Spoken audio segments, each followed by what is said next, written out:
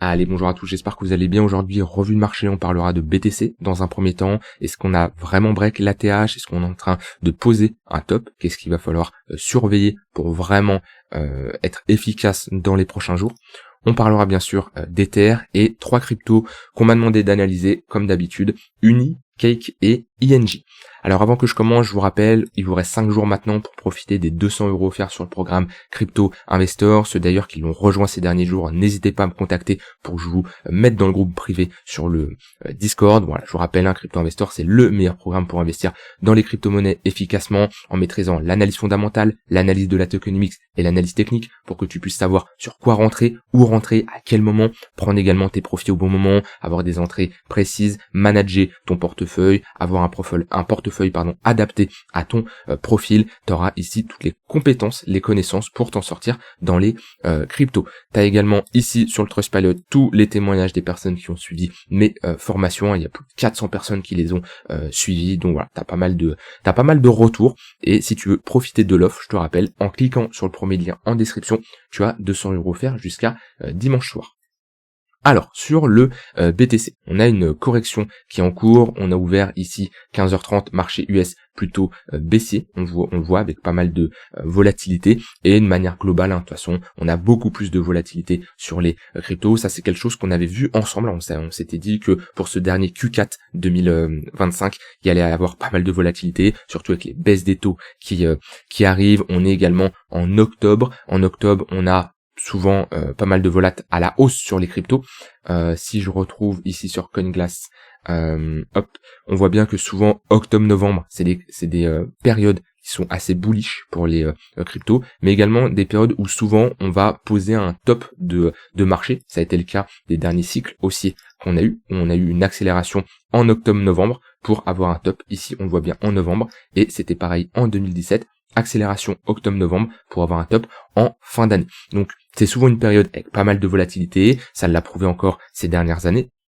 Ici le break qui s'est fait en octobre-novembre, vous voyez, hop, break de ce sommet-là, nouvelle ATH et une forte impulsion. Donc c'est souvent, comme je l'ai dit, des mois de fin d'année là, avec pas mal de volatilité. En plus, avec les baisses des taux qui arrivent, ça crée également pas mal de mouvements. Et c'est là où il faut être prêt, il faut avoir une stratégie, il faut savoir quoi faire. La meilleure stratégie, c'est pas spécialement la stratégie où vous allez acheter le point le plus bas et le point le plus haut. C'est surtout la stratégie qui va être adaptée à votre profil, où vous allez être à l'aise avec les cryptos que vous possédez. Vous allez réussir à prendre vos profits, sortir au bon moment, entrer également au bon moment et avoir une bonne balance cash crypto, d'accord, qui va évoluer en fonction de vos convictions et de l'analyse que vous allez porter au marché. Tout ça, c'est des points qui sont très importants. Maintenant, comme je l'ai dit, historiquement, octobre-novembre, c'est de très bons mois. On le voit là depuis, on a les 12 dernières années là depuis 2013. Et ben, c'est les journées les plus vertes. D'accord, octobre-novembre. Est-ce que ça va se répéter si on suit les probabilités? Eh ben, c'est un mois qui a le plus de chances d'être bullish. Par contre, si on suit également les probabilités de ces dernières années, historiquement, on pose souvent, comme je l'ai dit, un top octobre-novembre. Donc c'était prévu, c'est ce qu'on avait vu. Je sais plus si je l'ai, la charte, elle est où? J'ai pas mal de charts, faudrait que je fasse le tri là-dedans. Voilà, BTC cycle. Alors attention, on n'a pas les données qui sont à jour, c'est-à-dire qu'on s'arrête à ce niveau-là à août, mais globalement on peut prendre septembre, octobre vers 125 000 $ là où on se trouve. Et on l'avait vu que historiquement, entre le point le plus bas et le prochain top de marché, si on prend les derniers cycles qu'on a eu, on a 35 mois. Ok, 35 mois, ça nous donne un top pour octobre 2025. Et si on prend à partir de l'halving, on a 17 mois, ok, de l'halving au top, 17 mois, et l'halving qui a eu lieu en avril 2024, ça nous donne un top pour septembre. Donc, si on suit les derniers cycles, il y a pas mal de cohérence qui nous montre que on est censé poser un top dans les prochaines semaines, prochains mois. Alors on peut avoir potentiellement une dernière accélération haussière sur le BTC, pousser à 130, 140, 150 000 $, c'est possible. Maintenant, il y en a qui me disent également que ce cycle est différent. C'est souvent une phrase qu'on entend, cette fois-ci c'est différent. D'un autre côté, je les comprends. Pourquoi? Parce que on a un cycle qui s'est fait avec déjà un ATH avant le halving, qui est une première, d'accord, sur le BTC. On est en pleine baisse des taux, ok. On a l'arrivée des ETF, et on voit qu'on a une adoption plus importante, avec surtout une charte qui ressemble moins à un meme coin, qui juste fait du pump and dump, tout simplement.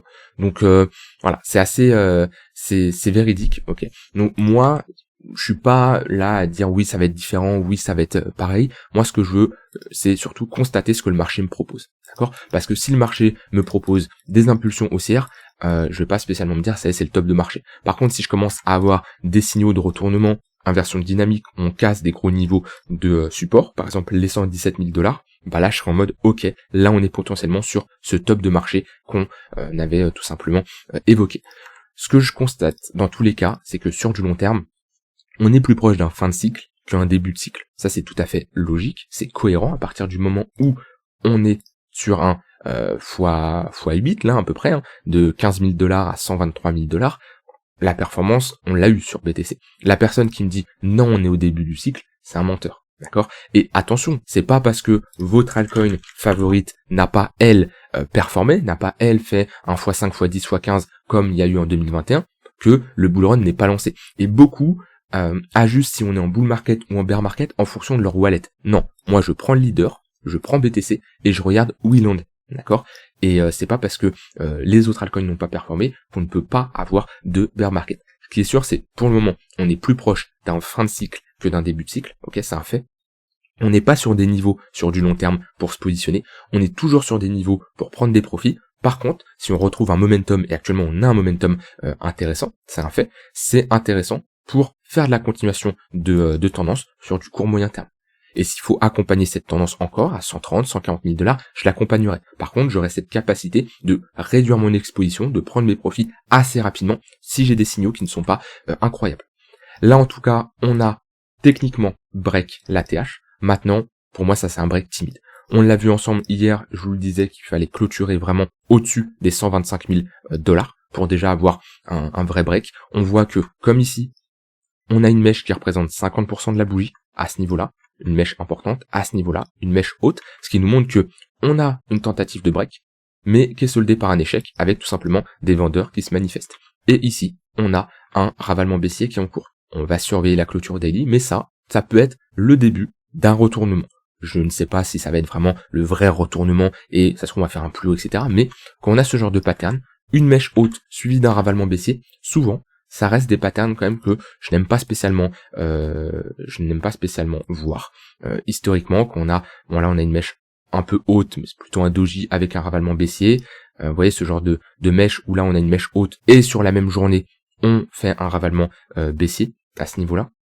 Et si on regarde le top de 2021, alors en weekly plutôt, bah là on est sur une mèche haute à ce niveau-là, mèche qui représente 50% de la bougie avec un ravalement baissier.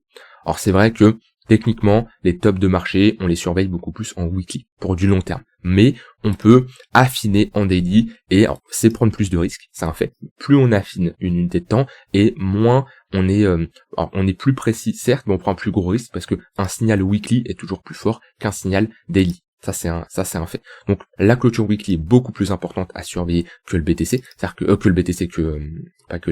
la clôture daily. Ce qui est sûr, c'est en weekly, si on clôture là et on ravale, pour moi c'est bear market et ça y est, on peut commencer à rentrer dans un marché plus correctif. Pas spécialement un marché qui va nous faire du moins 90%, moins 80% comme on l'a connu lors des derniers cycles, mais potentiellement un moins 50, moins 60%. Et en daily, là déjà on a un signal qui n'est pas spécialement incroyable. C'est pas le signal où je dis ça y est, il faut tout vendre, rentrer en short, levier x100. Non, ok, mais c'est un fait, ok. On a un premier signal qui nous casse ici nos tunnels 15 minutes. On passe en dessous. On le voit, ok. On voit que d'un point de vue order flow, on a un peu un mur de vente là, des ordres de vente qui sont ajoutés. Ici on est sur Binance Spot, ok. Et quand je regarde un peu l'order flow, on avait pendant toute cette phase un price action qui était soutenu par l'open interest. L'open interest, je vous rappelle, c'est l'ouverture de position, qu'elle soit longue ou short. Quand on ouvre une position, longue ou short, l'open interest augmente. Quand on clôture notre position, que ça soit un stop loss, que ça soit un TP, que ça soit une liquidation, bref, peu importe, l'open interest baisse. C'est un peu le carburant, ça nous permet de voir, ok, on monte, est-ce qu'on a du soutien? Là-dedans, on a des longues comme des shorts. Les longues, c'est tant mieux parce qu'ils soutiennent l'évolution du prix, ok. Les shorts, c'est également tant mieux parce qu'ils nous créent de la liquidité au-dessus. Et ensuite, on peut avoir ce qu'on appelle un short squeeze. Globalement, c'est quand on a un prix qui monte, on veut un open interest qui soutient. On commence à avoir un open interest qui baisse comme ça ça nous indique que, alors, il y a plusieurs interprétations. Quand l'open interest baisse, ça peut être tout simplement des liquidations. On le voit à ce niveau-là, ok, cette grosse bougie rouge, on a une baisse de l'open interest, ici, avec des liquidations. Là, la plupart des positions qui se ferment, c'est surtout des positions forcées qui se ferment, parce que les gens se font liquider. Quand on a comme là, une baisse de l'open interest, ok, peut-être mieux le voir en 1 heure, voilà, une baisse de l'open interest, sans de fortes liquidations, à ce niveau-là, on voit, on n'a pas des gros pics comme ici, bah ça nous indique tout simplement qu'il y a des clôtures de position, mais si c'est pas des liquidations, c'est quoi? Bah c'est des TP, c'est des prises de profit de longue. Des TP qui longues, c'est tout simplement des ventes. Hein. Quand vous êtes un acheteur, vous êtes un futur vendeur, et quand vous vendez, eh ben vous avez une baisse de l'open interest. Donc on voit que là, sur les dernières heures, là depuis, on va dire hier à peu près à 21 heures, on voit que le prix n'est plus spécialement soutenu. Alors il peut être soutenu par la suite, hein. C'est pas pour ça qu'on peut pas poser un bottom et repartir, mais à l'instant T, là, sur les dernières heures, je parlais en plus avec quelqu'un sur le Discord ce matin, et en constatant ça, plus l'open interest qui baisse, bah un petit signe d'affaiblissement. En plus, sur le CVD, à ce niveau-là, on a une petite divergence baissière sur les contrats futurs. Voilà, ça m'étonnerait pas d'avoir une petite correction. Maintenant, est-ce que c'est le top, ça y est, c'est la fin? Un peu trop tôt pour se prononcer, mais on voit que ce niveau-là, il est bien défendu par les vendeurs. Donc, j'ai un peu le même avis qu'hier, c'est-à-dire que sur du swing trading et long terme, pas une bonne zone pour se positionner. Sur du court terme, eh ben, on en a énormément parlé pendant cette tendance haussière, que c'était intéressant de se positionner pullback tunnel 3 minutes, le tunnel bleu, et pullback tunnel 15 minutes, le tunnel blanc. Au bout d'un moment, comme d'habitude, c'est des moyennes mobiles qui cassent. Soit vous prenez votre stop loss, pour ceux qui sont en position, ou bah, soit vous n'êtes pas en position, et tant mieux, mais les gains que vous avez fait avant en tradant cette tendance, eh ben, vous devez en profiter. La personne qui n'a pas réussi à se positionner pendant toute cette hausse, mais qui se positionne à 123 000, 124 000 $, pour moi, il y a un problème de psychologie, il y a un problème de plan, mais voilà, si tu te positionnes pas quand tu as un momentum aussi fort, quand tu commences à avoir un affaiblissement du momentum en H4 qu'on avait identifié ensemble à ce niveau-là, ok, là c'est intéressant, là c'est toujours intéressant, mais ça devient un peu plus compliqué. Puis quand ici tu as des sortes de sommets, mais qui sont moins forts, on voit le sommet, on le break, on part. Sommet, on break, on part. Sommet, on break, on part. Là déjà sommet, on break, mais c'est plus timide, et là sommet, on fait juste une mèche. Ça nous montre globalement que, attention, on a globalement un affaiblissement. Donc pas spécialement bearish, en tout cas sur du court terme, on perd un petit niveau quand même. Ce qu'il va falloir surveiller au cas où on retrace, c'est le pullback globalement, tunnel 1 heure, point pivot weekly. On a une bonne confluence au niveau des 120 000 $, c'est-à-dire que là, on peut tranquillement revenir chercher ce niveau-là, poser un bottom. C'est une zone intéressante pour potentiellement prendre un long.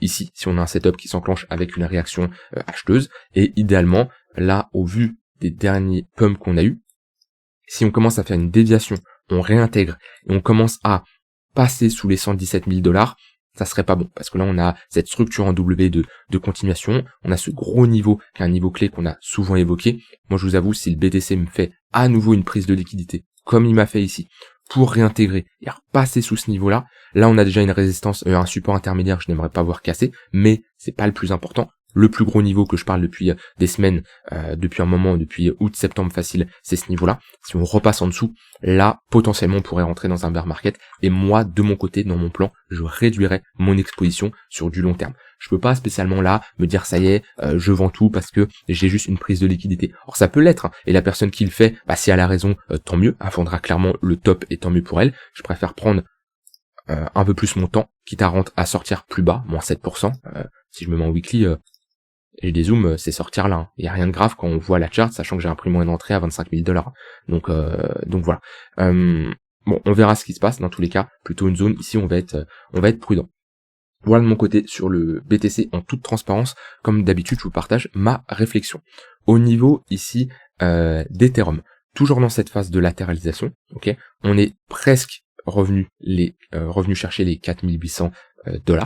On a flip toujours ce niveau de résistance en support. On est sur des niveaux hauts. Compliqué de se positionner ici, sur Ether. Déjà, si vous filtrez, est-ce que vous pouvez vous positionner ou pas, vous allez voir, vous allez considérablement réduire le nombre d'erreurs que vous faites. Parce qu'il y en a beaucoup qui se positionnent sur des points hauts, qui vendent sur des points bas, ok, alors que techniquement, c'est un peu l'inverse qu'il faut faire. Si déjà vous vous concentrez juste en mettant des niveaux de support et de résistance, des moyennes mobiles, vous avez des points de repère et vous allez être beaucoup plus professionnel dans votre approche et savoir où est-ce que vous pouvez vous positionner. Là, quand on a comme ça un pump, 3800, 4700 $, plus 23%, en seulement 2-3 semaines là, ouais, on n'est pas ici dans une bonne zone pour se positionner. Et là, petite réaction vendeuse, c'est un fait, mèche haute, ok, on racle les stops au-dessus de ces niveaux-là. On va chercher ici notre previous daily high, on le voit bien, réaction vendeuse immédiate, et on casse des niveaux. Notamment, on est dans le tunnel 15 minutes, comparé à BTC qui lui est en train de le casser, mais on s'installe sous ce niveau-là. On attend les clôtures 1 heure et 4 heures, mais c'est vrai que si on clôture comme ça sur Ether, c'est pas la clôture la plus bullish. Maintenant, on peut très bien consolider pour repartir plus tard, mais ça nous montre quand même que potentiellement on a ici un signal vendeur. Sur Ether, si on revient chercher les 4500, c'est une bonne zone. Tunnel 1 heure, ce niveau de support à surveiller. Et si je dézoome sur du long terme, mon avis n'a pas trop changé sur Ether. Le gros niveau à tenir, c'est lui là, c'est les 3800, 3900 $.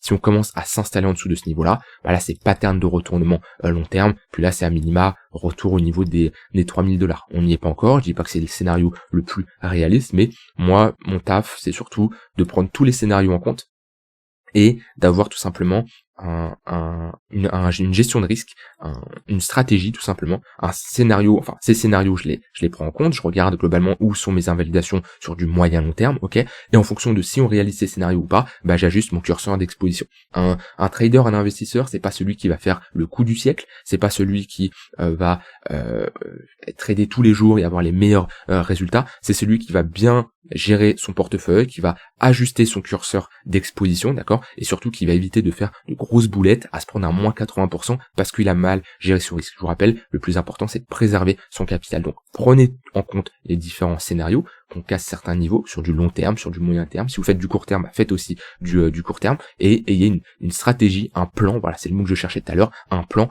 en fonction de chaque scénario qui peut tout simplement se dérouler. Maintenant, Ether, techniquement, on est toujours bull, c'est un fait. On est toujours dans une dynamique haussière, ok, et on a plus de chances de casser ce range par le haut. Je dis bien plus de chances, je dis pas 100% de chance. C'est pour ça on a une gestion de risque, au cas où on va plus bas, au cas où on break, et on doit savoir quoi faire. Maintenant, Ether, je vous rappelle, il a toujours fait juste une prise de liquidité au-dessus de son ATH.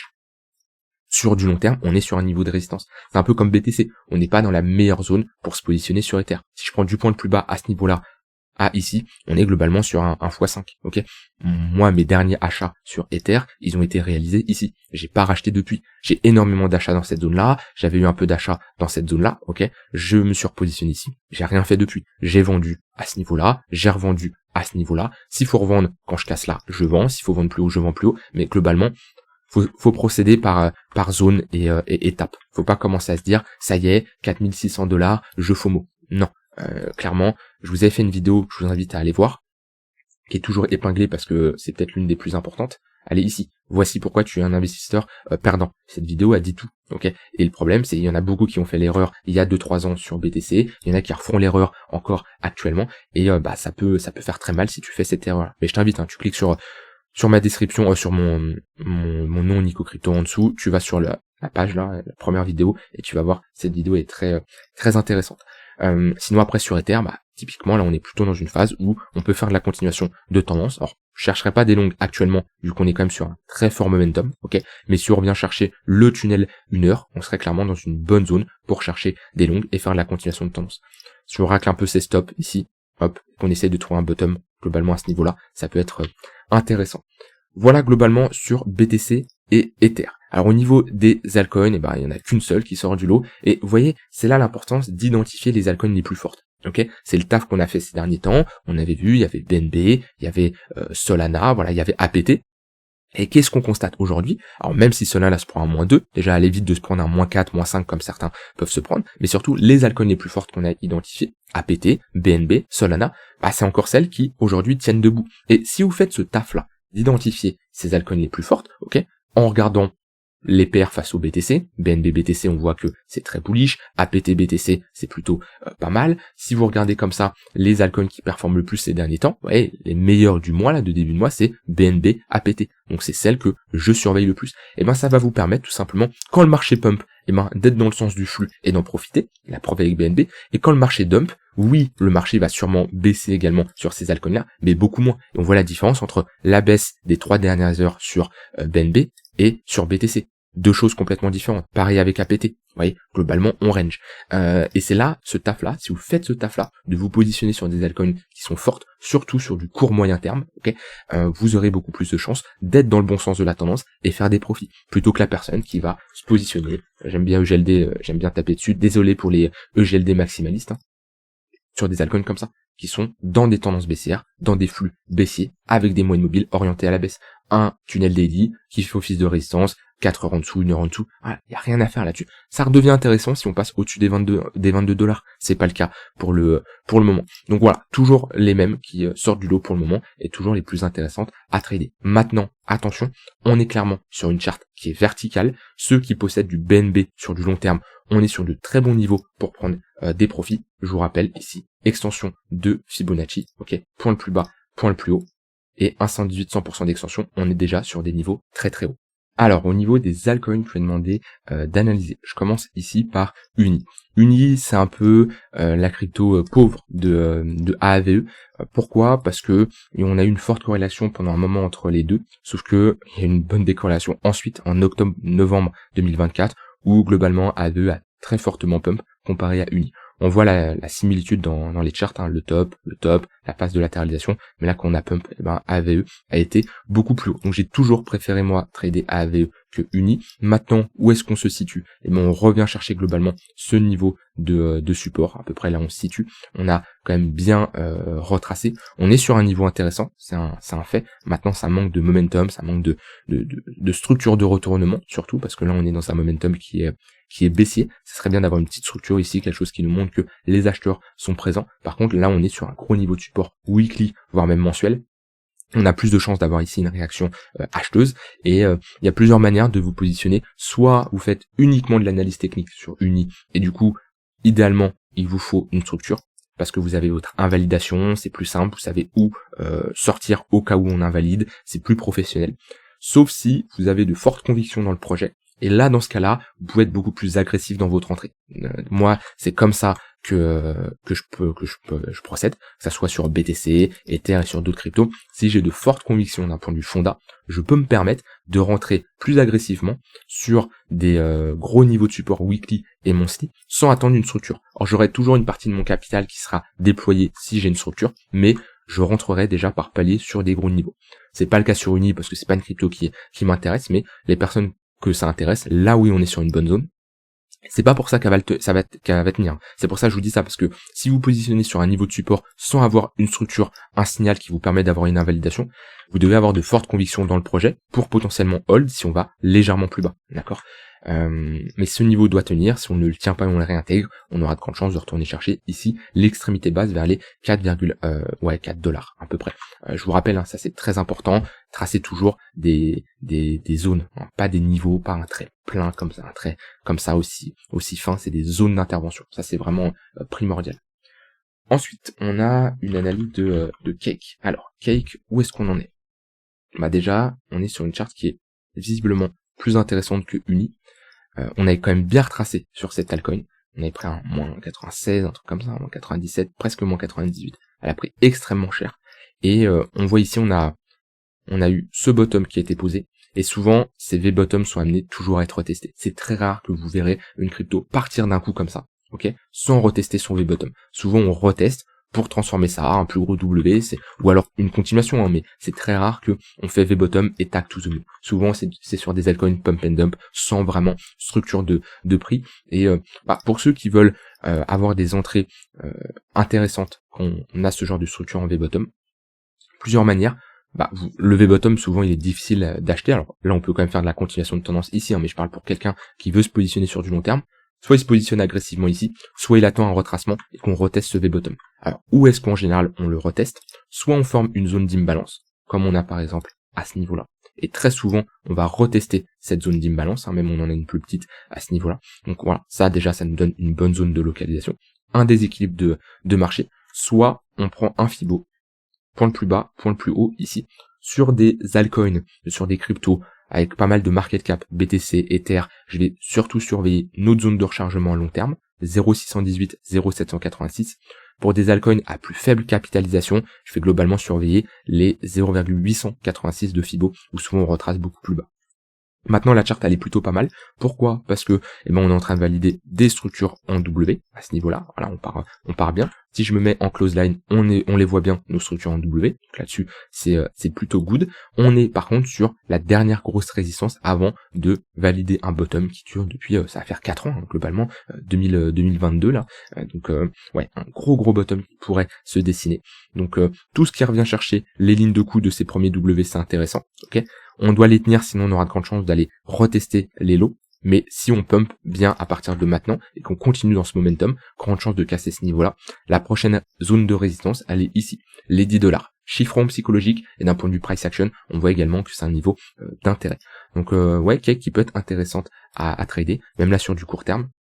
Ça se voit que c'est une altcoin qui est forte, c'est une altcoin qui a un bon momentum et qui peut être très intéressante pour faire de la continuation de tendance, comme on a vu avec BNB et APT. Je termine avec INJ. Hop, alors INJ, on en est où? Je pense que la charte va être moins intéressante que le Cake. Et oui, pourquoi? Parce qu'on est toujours sur ce niveau de résistance. Là, on a eu un top. Là, on a eu un plus gros top. On a cassé un gros niveau, le niveau des $16. Et globalement, on reteste la ligne de coup de cette grosse structure de M-top.